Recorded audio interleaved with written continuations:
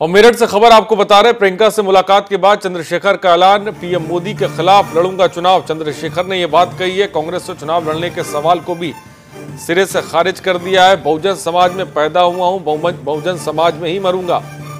महागठबंधन का मिला सहयोग, मोदी को हराऊंगा, ये भी बात कही है। कांग्रेस से चुनाव लड़ने के सवाल को सिरे से खारिज कर दिया है। बहुजन समाज में पैदा हुआ हूं और बहुजन समाज में ही मरूंगा, ये जिक्र किया है। कुछ दिन पहले, आपको थोड़ी देर पहले की बात करें तो प्रियंका गांधी ने मुलाकात की थी चंद्रशेखर से। उस मुलाकात के बाद तल्ख तेवर में नजर आए चंद्रशेखर और जो बातें कही हैं वो आपको बता रहे हैं। पीएम मोदी के खिलाफ लड़ूंगा चुनाव, चंद्रशेखर ने यह बात कही है।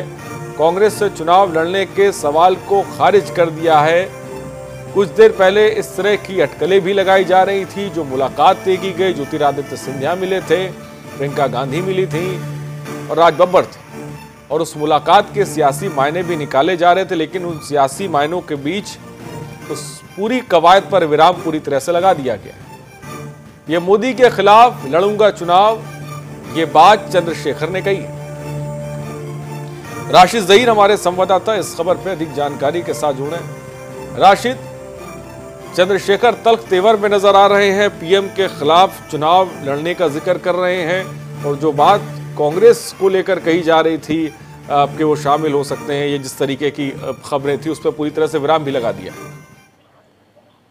बिल्कुल बता दूं आपको कि चंद्रशेखर भीम और इनके संस्थापक जो थे, उन्होंने आज ही नहीं पहले भी ऐलान कर दिया था कि प्रधानमंत्री मोदी के सामने वो इलेक्शन लड़ने को तैयार हैं। और आज बहुत मुखर अंदाज में उन्होंने ये बात कही है कि मोदी को बिल्कुल हटा देना है और इस गद्दी पर, यानी कि भारत की जो पत्नी है जिसको प्रधानमंत्री कहा जाता है, उस पद पर किसी दलित को बिठाना है और मोदी का इतने हद तक विरोध करना है और बहुजन समाज को इतना आगे ले जाना है कि वो इस समाजों से भी बड़े ज्यादा मुखर नजर आए। और उनका बिल्कुल साफ कहना था कि इसके लिए उन्हें किसी के साथ भी मिलना अगर पड़ेगा, कांग्रेस आई की प्रियंका की ही बात नहीं, हमने बाकायदा पूछा है, उन्होंने कहा कि किसी भी नेता के साथ हिंदुस्तान में कहीं भी मिलना पड़ेगा, वो किसी भी हद तक जाएंगे। जब मैंने खुद उनसे पूछा कि आप ये बताइए कि आप खुद इलेक्शन लड़ना चाहते हैं, तो लगा मोदी के सामने मैं बिल्कुल इलेक्शन लड़ूंगा और वहां की जनता और सर्व समाज और खास करके बहुजन समाज मुझे जो है वहां पर जताएगा। मैंने कहा सिर्फ बहुजन समाज की बात आप क्यों करते हैं, कह रहे हिंदुस्तान की बात में भारत की बात करता हूँ।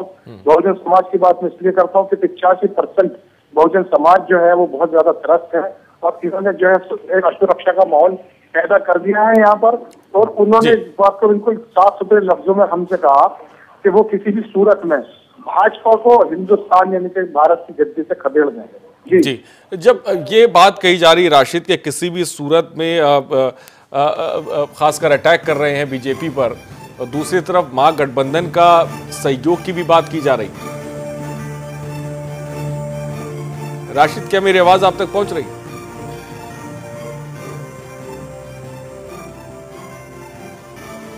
तो राशिद से हमारा संपर्क टूट गया। फिलहाल बहुत बहुत शुक्रिया राशिद जुड़ने के लिए और तमाम जानकारी देने के लिए।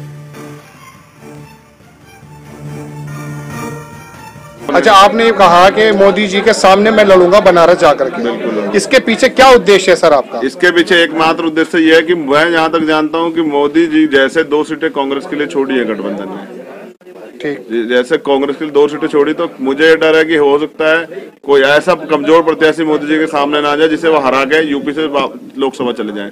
मेरे आज भी याद है बाबा साहब को कहा गया था कि बाबा साहब दरवाजे नहीं खिड़कियां बंद कर जाएंगे, आपको लोकसभा में नहीं जाने दिया जाएगा। तो मैं हमारे मुस्लिम भाइयों के हत्यारे, हमारे दलित भाइयों के हत्यारे, हमारे ओबीसी भाइयों के आरक्षण के मामले में जिन्होंने जब हत्याएं करवाई गई इस सरकार ने और इस सरकार के नेता ने, तो उस नेता को मैं लोकसभा यूपी से जाने नहीं दूंगा।